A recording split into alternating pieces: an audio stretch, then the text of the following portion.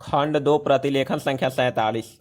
महोदय, इस उपग्रह पर मानव अस्तित्व को बनाए रखने के लिए सबसे पहले आवश्यक है कि ऐसे विकास कार्यों को जारी रखा जाए जो सामाजिक न्याय पर आधारित हो और उन्हें न्यायपालिका का समर्थन प्राप्त हो।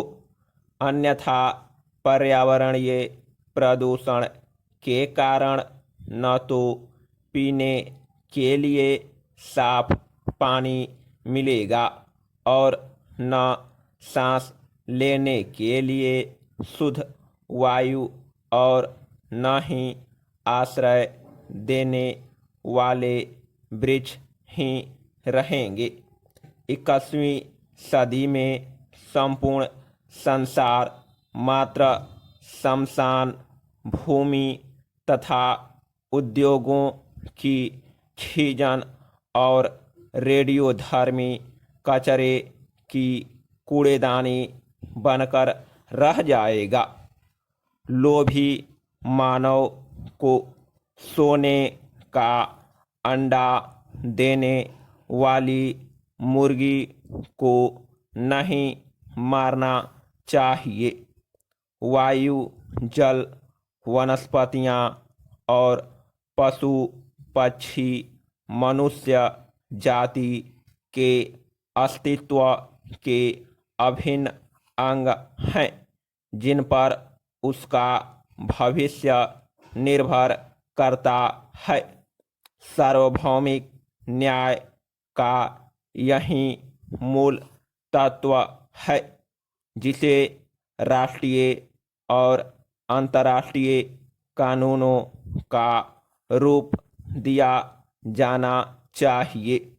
कुछ विशेष अपवादों को छोड़कर हमारे न्यायालय समझते हैं कि पर्यावरण संबंधी कानून से न्याय व्यवस्था भंग हो जाएगी और कानूनी अधिकारों का हनन होगा, क्योंकि हमारे विधिवेत्ता और न्याय प्रणाली कानून के इन नए आयामों से अपरिचित ही नहीं, अनभिज्ञ भी है।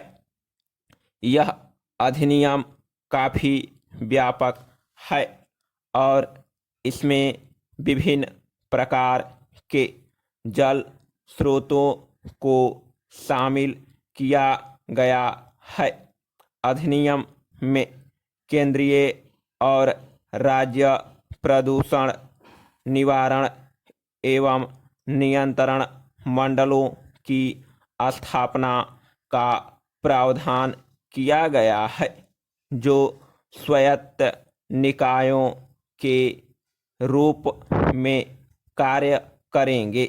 अधिनियम के कार्यान्वयन के लिए स्थापित इन मंडलों के दो महत्वपूर्ण कार्य हैं: प्रदूषण मानक निर्धारित करना तथा उद्योगों के कचरे और वहित मल को नदियों में बहाने के लिए स्वीकृति प्रदान करना। केंद्रीय प्रदूषण नियंत्रण मंडल केंद्र सरकार और राज्यों के प्रदूषण नियंत्रण मंडल राज्य सरकारों के लिखित निर्देशों का पालन करने के लिए बाध्य होंगे।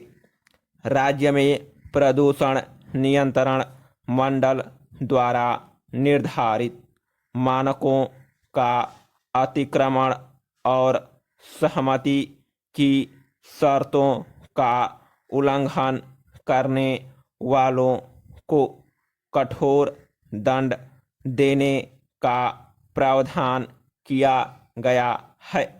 तथापि इस अधिनियम के अधीन प्रदूषण नियंत्रण मंडल द्वारा शिकायत किए जाने पर उसकी पूर्वानुमति से ही किसी न्यायालय द्वारा किसी अपराध पर विचार किया जा सकता है।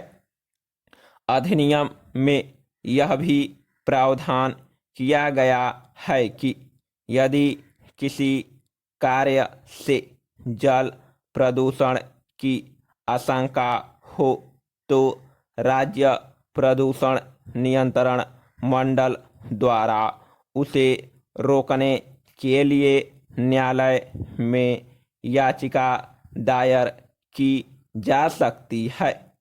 इस अधिनियम के द्वारा पानी के नमूने लेने, जांच और मुआयना करने के लिए प्रदूषण नियंत्रण मंडलों को व्यापक अधिकार दिए गए हैं।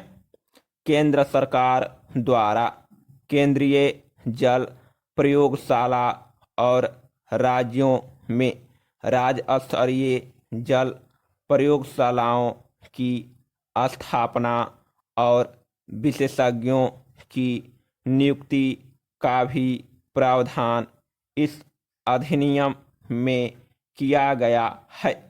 वहित मल और उद्योगों के कचरे से होने वाले जल प्रदूषण को रोकने के लिए आवश्यक उपाय स्वयं करने का अधिकार भी राज्य प्रदूषण नियंत्रण मंडलों को दिया गया है। यह अधिनियम लगभग ब्रिटिश अधिनियम की नकल है और प्रदूषण फैलाने वाले या उससे प्रभावित समुदाय दोनों पर इसका कोई असर नहीं पड़ा।